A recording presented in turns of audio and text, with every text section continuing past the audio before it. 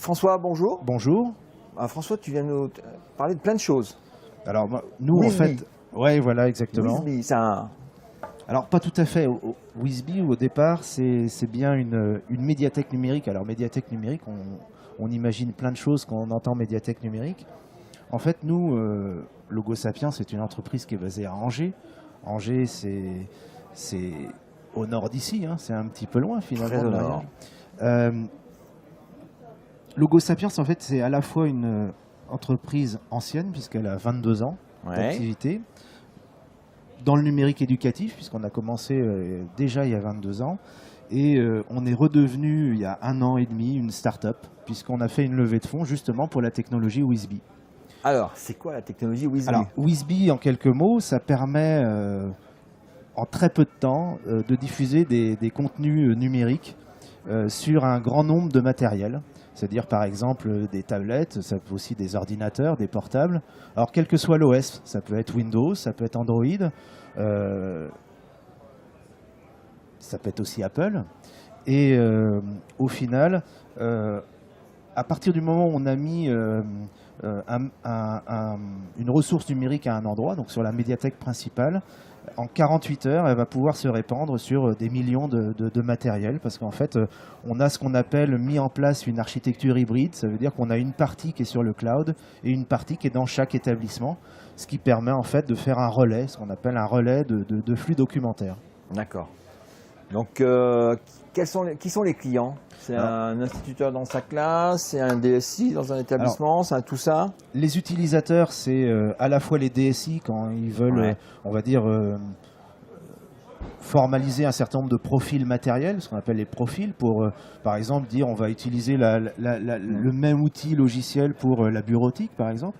Mais c'est aussi pour les enseignants qui disent on va activer une application, on va activer un contenu pour une classe, parce qu'eux vont pouvoir aussi décider d'activer une application pour leur cours. D'accord, c'est pas que du document, ça peut être une application. Ça peut être aussi une application. Une application, traitement d'image, montage exemple, vidéo, jusque-là, voilà. Calcul. Le son, exactement, le son. Des mathématiques, aussi des animations pour illustrer la physique-chimie, par exemple, ou les sciences naturelles. Voilà. Donc Wizbee, c'est 1 an, c'est sur le marché. C'est quoi le modèle?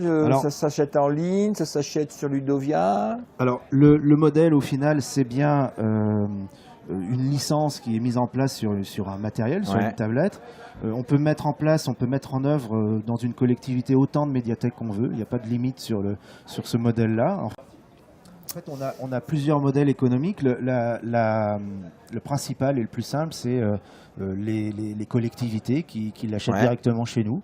Sous forme de licence? Sous forme de licence, voilà, tout à fait. Alors, on peut mettre en place autant de médiathèques qu'on veut.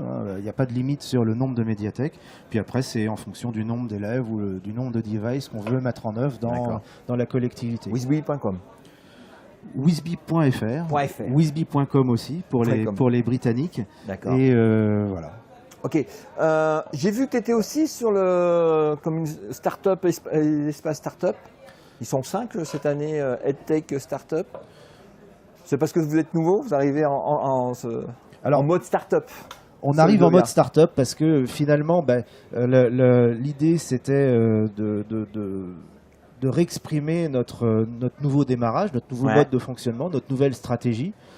Parce que cette levée de fonds nous a permis de redevenir une start-up après 23 ans d'activité, ce qui n'est pas quelque chose de traditionnel dans le monde des start-up. Donc on est à la fois dans l'espace éditeur et à la fois sur l'univers des start-up. Et tu étais venu déjà à Ludovia en traditionnel ou pas? En mode traditionnel? On est venu plusieurs fois à Ludovia et on est venu notamment il y a 7 ans, puisque la première présentation de Wizbee était il y a 7 ans, ici même, puisque on avait fait un barcamp à Ludovia il y a quelques années. La tente jaune alors, les barcamps Ludovia. Exactement, parce qu'à l'époque, c'était pas aussi structuré qu'aujourd'hui. C'était pas aussi que le dernier, mais c'était à l'époque. Effectivement, 7 ans, c'est long pour moi. Ça passe vite, il y a beaucoup de choses qui ont évolué. Et c'était la première présentation de Wizbee, il n'y en avait pas eu d'autres, c'était ici, sur Ludovia.